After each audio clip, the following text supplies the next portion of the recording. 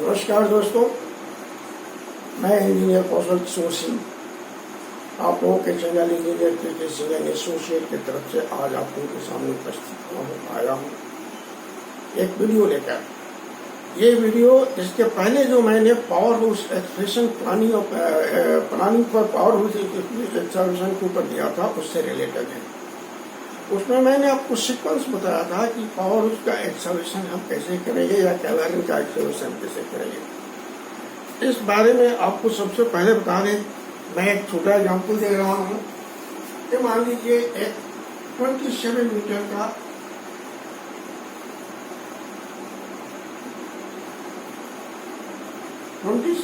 By 40 metre का ये 27 ये एक क्रॉस सेक्शन है कैलरी का, पावर हाउस कैलरी। इतने बड़े सेक्शन को यह एक जनरल कंसेप्ट है कि जब भी क्रॉस सेक्शन किसी अंडरग्राउंड कैलरी का या टनल का 100 स्क्वायर फीट से ज्यादा 100 स्क्वायर मीटर से ज्यादा हो जाता है तब इसको हम स्ट्रेट मेथड से टनलिंग करते हैं या इसका एक्सकैवेशन करते हैं। उसमें क्या हुआ कि पहले हम ये एसपीएल से ऊपर का पोर्शन जो है इसको हम एक्सकैवेट कर देते हैं। इसको एक्सकैवेट करने के बाद ये हमको इसको कहते हैं हेडिंग, ये हेडिंग। और इसके बाद जो नीचे बचता है ये होता है बेंच यानी बेंचिंग। इसके बाद हम बेंच को जो है अकॉर्डिंग टू हाइट उसको बेंच को डिवाइड कर देते हैं। मान लीजिए 40 मीटर है तो हमारा ये बेंच जो मिलेगा फर्स्ट बेंच इसको हम 10 मीटर तक 8 मीटर तक ले सकते हैं।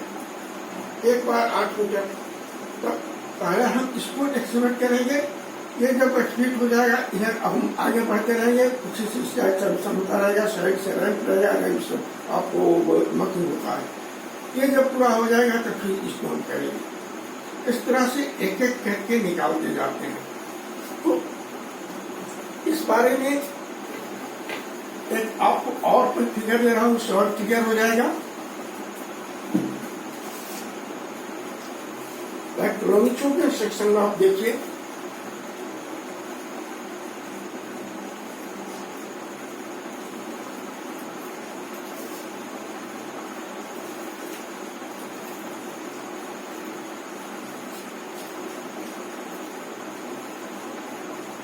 ये पूरा रॉक है। यहां आप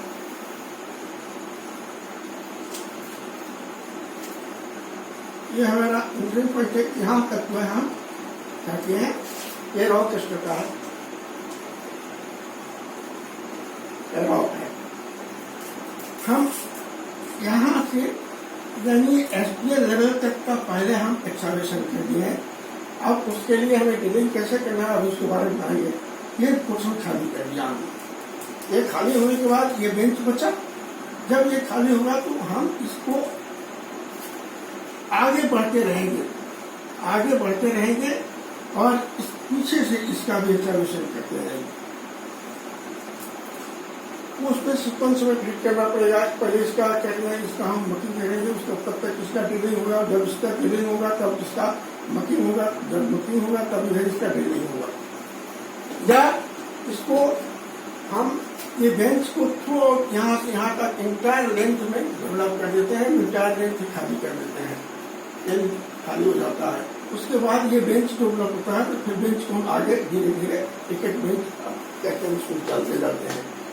अब दूसरा चीज होता है कि इसके लिए आपका जो ड्रिलिंग पैटर्न यूज किया जाता है कैलरी के लिए वो होता है wedge cut drilling pattern. Wedge cut drilling pattern में वाइब्रेशन कम होता है और फुल अच्छा मिलता है जब बड़ा सेक्शन होता है टनल का या कैलरी का। तो वेज कट ड्रिलिंग के पैटर्न के बारे में आपको हम उसका फुल डिजाइन देंगे। सबसे पहले मैं ये बताऊं कि वेज कट ड्रिलिंग पैटर्न करने के लिए आपको इसका बर्डिंग और स्पेसिंग कैलकुलेट करना पड़ेगा। तो उसका क्या फार्मूला है मैं अभी आपको दे रहा हूं।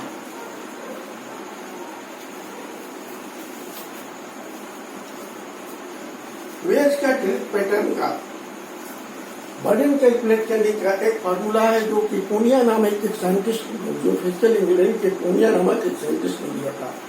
वो क्या है formula? Burden is equal to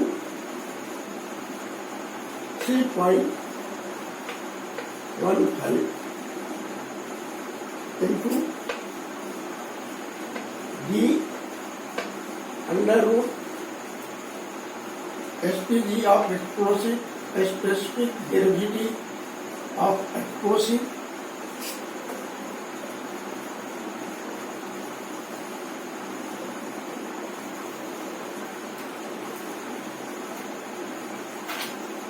by SPG of rock.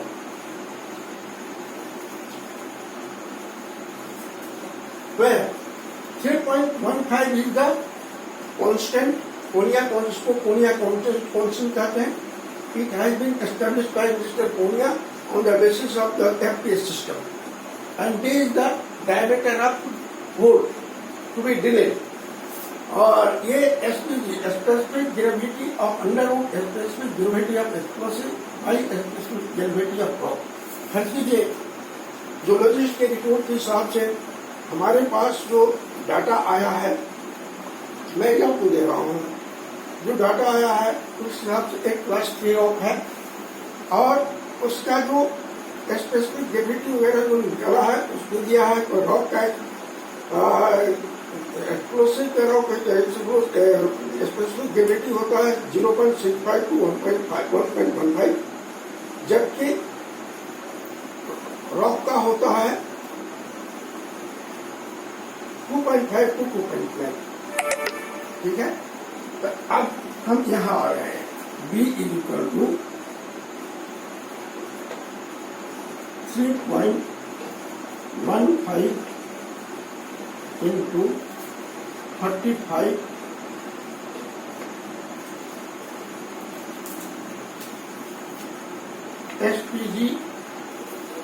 SPG of rock, SPG of explosive 0.65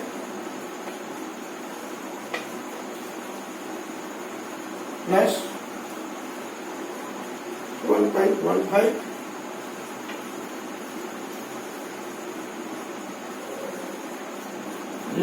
divided by 2 oblique SPG of rock 2.5 plus 2.9.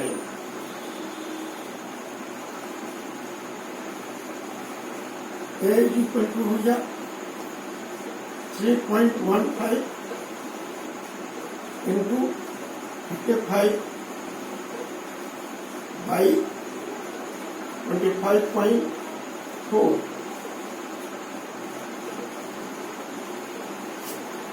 under root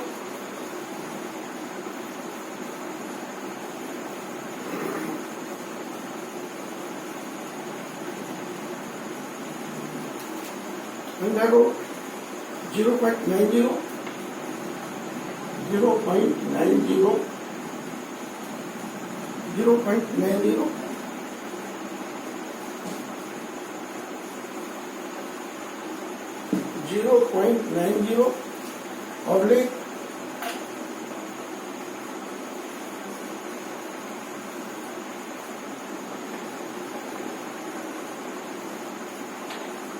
oblique 2.7।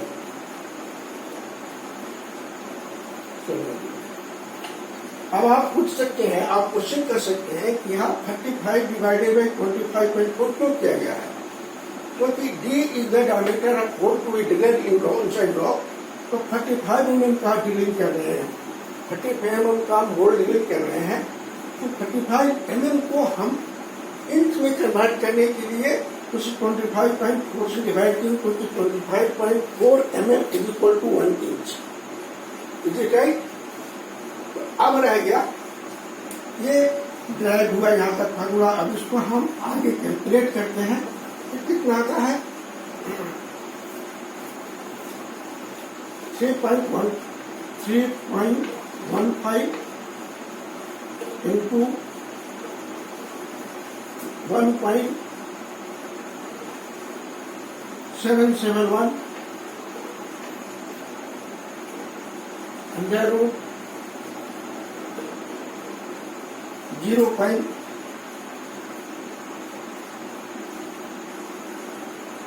Under root 0.334 by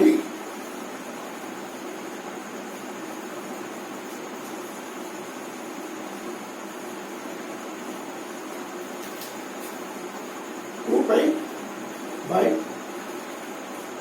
10. ये हुआ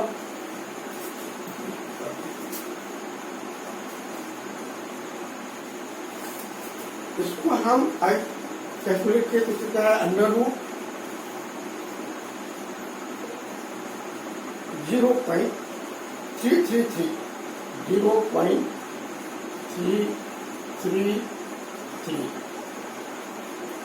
अब इसको हम आगे बढ़ते हैं तो क्या होता है 3.221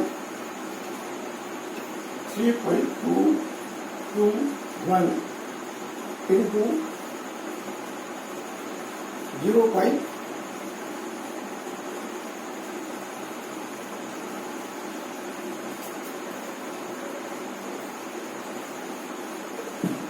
ये होता है आपको 3.15 into 1.771 इनटू। अब इसको हम कन्वर्ट कर लेते हैं तो यहाँ पर आता है ये आता है आपको 0. into 0.5774 5774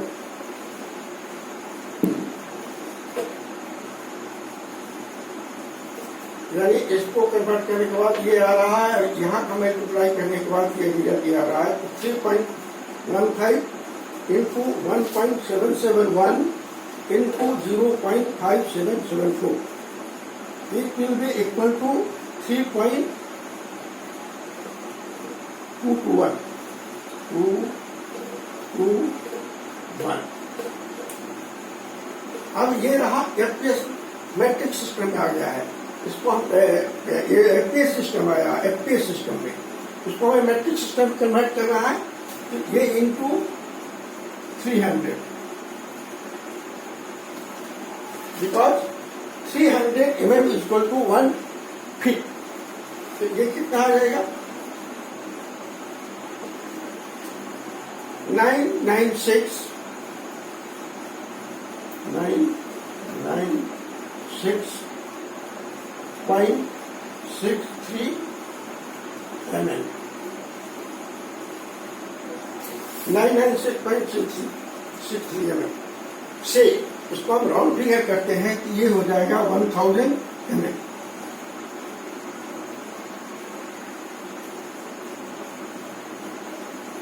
is equal to 1 meter 1.00 meter। इसमें कोई डाउट हो तो आप कमेंट बॉक्स में आकर हमसे पूछ सकते हैं। अगर हो सकता है कोई क्वेश्चन मेरे से मिस्टेक हुआ तो मैं करेक्ट कर दूंगा। तो ये हमको बर्डन मिला, हमारा बर्डन कितना होता है कितना आएगा अगर हमारा रॉक स्टार्टर क्लास 3 है और उसका एसपीएस पे ग्रेविटी 0.65 से लेकर 1.115 तक है, ये नहीं 2.5 से लेकर 2.9 तक है। तो एक्सप्लोसिव का तो 0.65 से लेकर के 0.15 तक होता है, इसका एवरेज ले लिया एक्सप्लोसिव का। उसके बाद से एक्सप्लोसिव अब एक्सप्लोसिव रॉक का जो है यहाँ इसका एवरेज लिया। तो इसलिए यहाँ पर जो आया रिजल्ट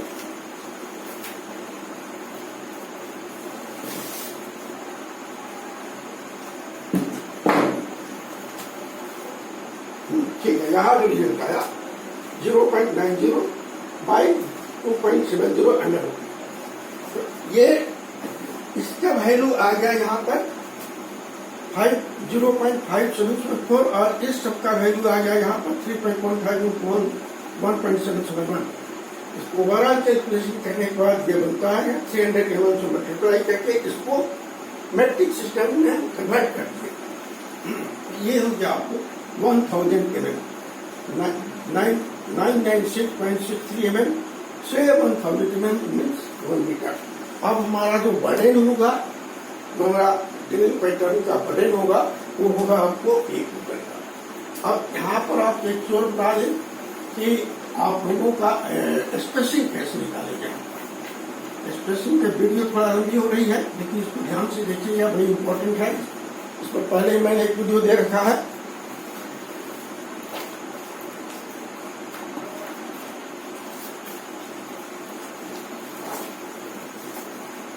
स्पेसिंग के लिए एक थंब रूल है जो ये मिस्टर पुनिया द्वारा ही एस्टेब्लिश किया गया है।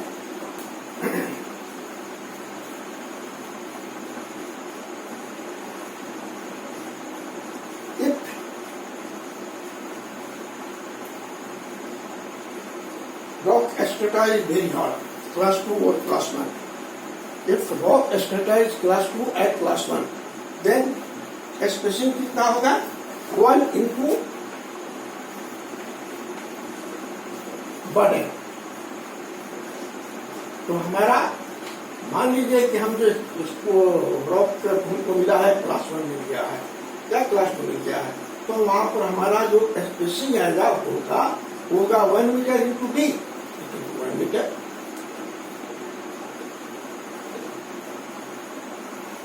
सेकेंड, अगर ये मीडियम रॉक है यानी क्लास 3 क्लास 4 रॉक है, तो उसमें ये क्या होगा 1 इंटू 1.25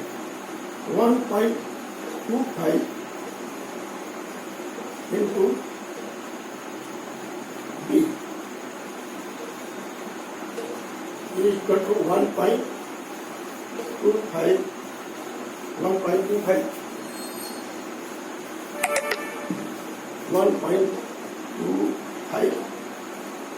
इंटू 1.00। यहाँ स्पेसिंग कितना का 1.25 metre. Similarly if rock strata is very soft, यानी क्लास 4 क्लास 5 और क्लास 2 और क्लास 5 में भी क्लास 5 6 also। क्लास 5 के बाद तो रॉक में ब्लास्ट करने का जरूरत नहीं पड़ता है। अगर एक क्लास 4 और क्लास 5 तक है तो यहाँ पर क्या होगा, सॉफ्ट रॉक के लिए 1.5 इंटू बी, ये बराबर ये इक्वल टू 1.5 इंटू 1, ये इक्वल टू हो गया 1.5 मीटर।